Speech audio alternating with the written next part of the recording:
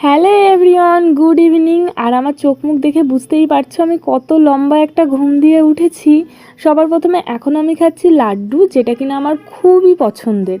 তারপর কি, ও বাড়িতে আমার একা একা মুড়ি মাখিয়ে খেতে একদম ভালো লাগে না। এ বাড়ি এসে আমি আর বোন এখন খাচ্ছি মুড়ি।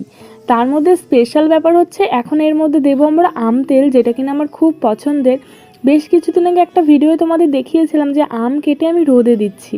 দেখো সেটার আম তেল বানানো কিন্তু রেডি। এর মধ্যে জানো নাড়ু কি করেছে? পেছনে নাড়ু পুরো মুড়ি ফেলে বসে আছে, এগুলো এখন বোন গোছাচ্ছে। সবাই মোটামুটি চলে এসছে, কারণ রাত্রেবেলার মেনু আজকে আমাদের তড়কা আর রুটি, যেটা কিনা আমাদের প্রত্যেকের মোটামুটি ভীষণই পছন্দ। সবাই আমরা এক জায়গায় বসে থাকলে কত কি হয় পুরো ব্লগে সেটা দেখানো তোমাদের একদমই সম্ভব না। এদিকে মা কিন্তু রেডি করে রেখে দিয়েছে তড়কা আর রুটি, আমরা সবাই এখন খাওয়া দাওয়া করব। বাইরে হচ্ছে তুমুল বৃষ্টি। নাড়ু তেমন একটা রুটি খেতে পছন্দ করে না, ওর জন্য আমি দুটো ভাত আগের থেকেই সরিয়ে রেখেছিলাম। আমি জানি ও খাবে না।